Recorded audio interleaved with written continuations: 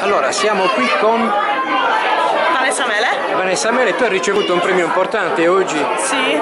Ce lo vuoi ricordare? Il premio Assistima. Premio Assistima, che è un premio dedicato alle donne, dedicato alla forza e al coraggio delle donne. Ecco, io sinceramente sono arrivato un po' impreparato, sono venuto a fare compagnia a Gesuino, quindi è il momento, magari se ci vuoi raccontare in breve che cosa ti è successo e perché sei stata premiata. Allora, mia madre è stata vittima di violenza domestica e purtroppo è morta, è stata una vittima e nel 98 è morta, ha perso la vita a causa di questo abuso e successivamente mio padre, anni dopo, ha deciso di prendere la pensione di reversibilità che mia mamma percepiva e che di diritto sarebbe dovuta aspettare a me. Lui ha fatto domanda perché purtroppo in Italia non esisteva una legge che evitasse agli uxoricidi o comunque insomma, ai mariti omicida delle proprie mogli, una legge che evitasse che loro prendessero possesso della loro pensione di reversibilità. Quindi grazie al mio avvocato Anna Maria Pusia, dopo una lunghissima battaglia ce l'abbiamo fatta e voglio dire grazie. Ascolta, tu sei di Mamoiana? Sì. E ti occupi, ho sentito, di criminologia? Sì, io studio criminologia in Galles. Ti piace questa materia? Sì, mi piace. Non l'ho scelta per via di quello che mi è successo, perché questa di solito è la domanda che mi fanno tutti. Però è interessante perché scopri insomma il crimine che è una piaga della nostra società e impari diversi aspetti, dalle violenze agli aspetti più crimini in politica, crimini di tutti i tipi. E tu mi dicevi, cioè hai detto anche, sottolineato il fatto che la violenza non è solo maschile ma a volte anche femminile. Sì, è anche femminile, ci sono anche vittime maschili, però purtroppo la nostra società è costruita su un modello maschile pieno di orgoglio, un modello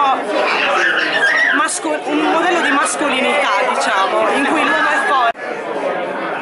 Allora, abbiamo detto che stavamo parlando di violenza maschile e violenza femminile, sì. E tu hai detto che non esiste solo la violenza maschile ma anche quella femminile. Sì, allora diciamo che gli uomini sono vittima, però purtroppo nella nostra società c'è un concetto di mascolinità in cui l'uomo comunque è sempre l'elemento forte, di solito l'uomo è visto come il criminale più che la vittima ed è così, secondo me l'uomo prova quasi un sentimento di vergogna anche nell'andare a denunciare l'abuso, perciò secondo me la cosa va promossa, diciamo, cioè il fatto che la violenza riguardi sia uomini che donne, così come l'aggressore può essere sia un uomo che una donna, va promossa, cioè una campagna di sensibilizzazione è necessaria, soprattutto anche per i bambini piccoli perché capiscano.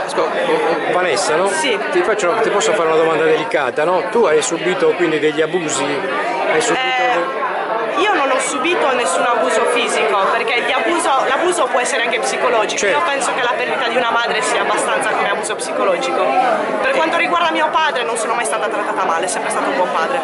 E questa situazione come sei riuscita a superarla oppure no?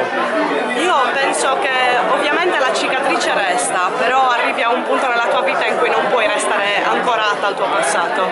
Bisogna andare avanti e bisogna utilizzare la situazione per cercare anche di utilizzarla a tuo favore, diciamo, cercare anche di aiutare gli altri, altre persone che si trovano in questa situazione ed è quello che io vorrei fare con la mia vita, diciamo.